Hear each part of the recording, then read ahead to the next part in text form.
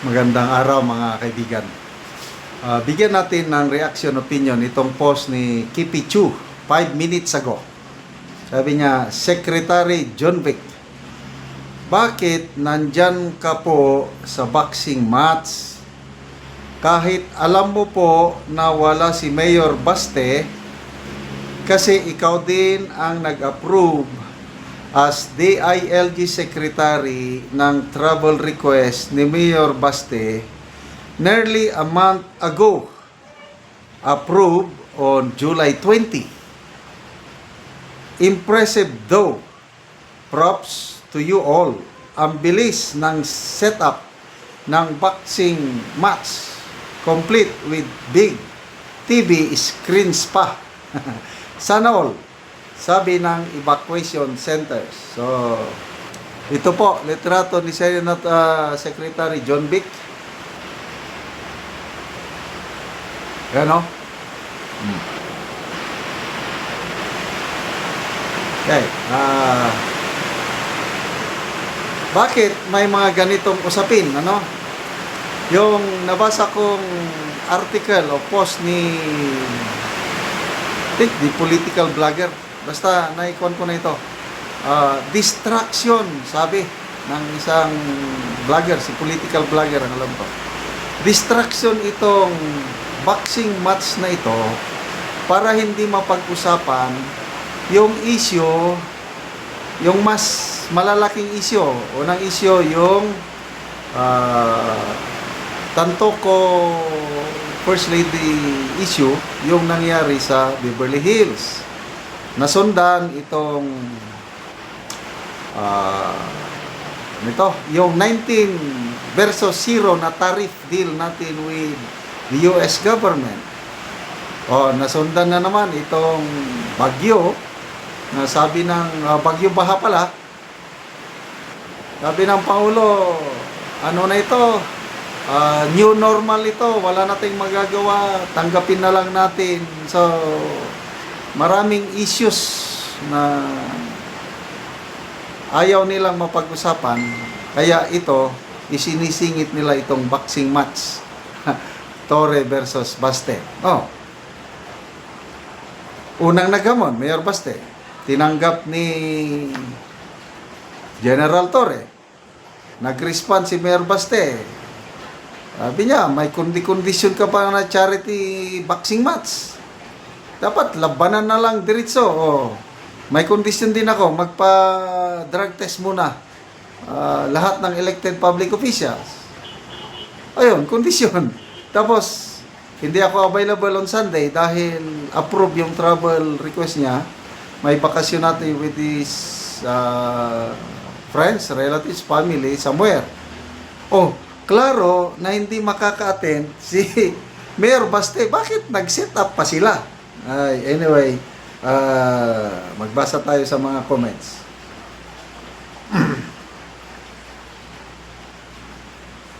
Comments. Lien Ikamo, sabi, galing talaga ng mga government assignee ni PBBM, out of this world. Tabilas Darwin, evacuation centers, X, boxing event, check. Lynette Larja, group effort yan. Sunzi, kanang busy kayo sila aning nonsense ng event, daghan kayo nabahaan na mas dapat hatagan ng pagtagad. Diyos ko. Joseph Carino, nice, it's more funnier than North Korea, more fun in the Philippines. Fatsi Sabdani, wasting the resources. Yes, kasi mga kapulisan natin, nandun, maaga pa lang. Anong mapapala nila na hindi man darating yung isa? Nakakapag Joy Marie, sayang lang ang pera. Sids Duero, can Manny Pacquiao substitute? Ito na, Nancy Nora, diversion tactics. 5,500 flood control program, asan ka na? Okay, may po si Dr. Tony Leachon. Ang ganda yung pagka frame ni Dr. Tony Leachon. Sabi niya, well-funded flood control projects. But, sabi niya, the flood is out of control. Ano pa? And then, funding, nawawala.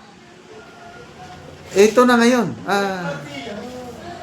Pinagmayabang nila last year na SONA, 5,500 control projects. Ngayon, binabalikan sila ng mga netizens na tuloy-tuloy pa rin ang yung bagyo normal talaga.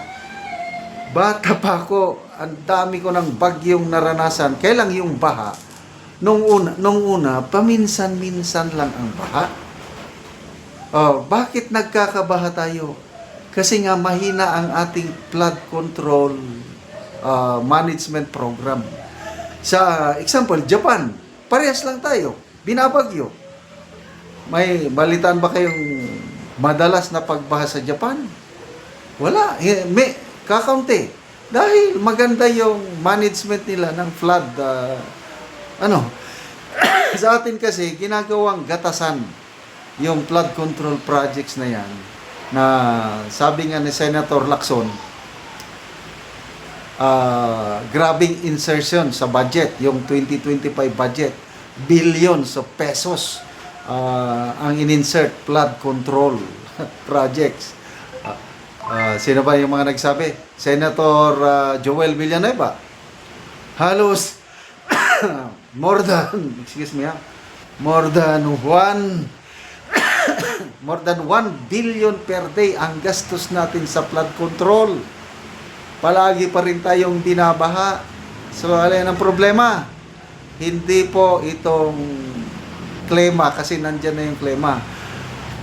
Ang aksyon, ang programa ng gobyerno para i-control ang baha, halos wala.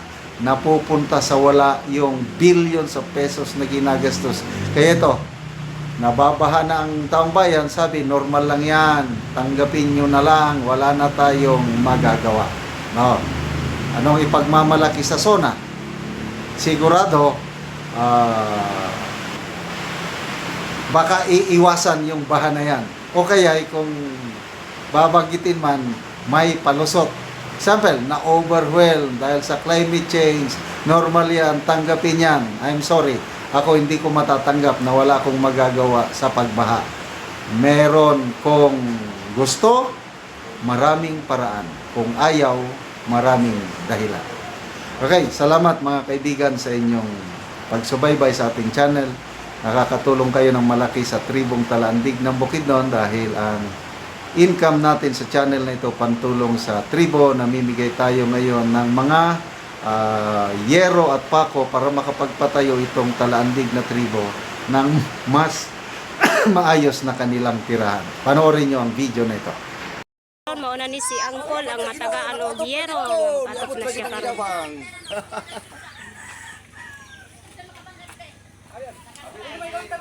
Ayo.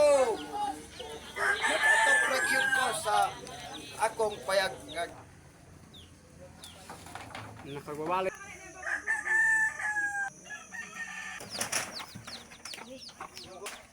So nagtinabanga sila og pagtaod sa yero kay kani managsuon lang o nakipagpuyo lang sila sa ilang mga ginikanan do sa nagtinabanga sila sa pag-atop sa ilang balay.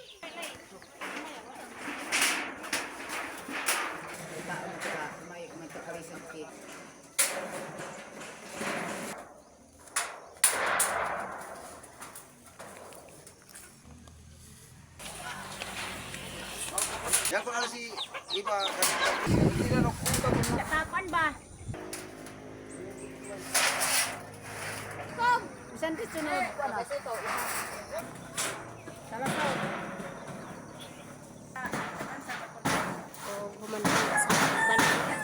So makita gid nimo nga nahuman na.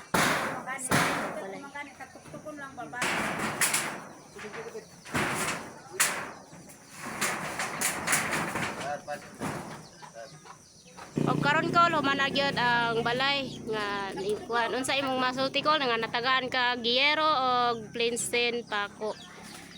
Salamat sa Ginoo nga nakabalay ra gyud ang akong anak.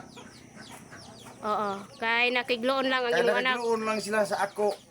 Og imo lang siyang gitabangan Ug aron lang makabalay. ako silang gitabangan nga aron makabalay. Ah, so salamat kay sa Ginoo nga nakabalay na gid sila.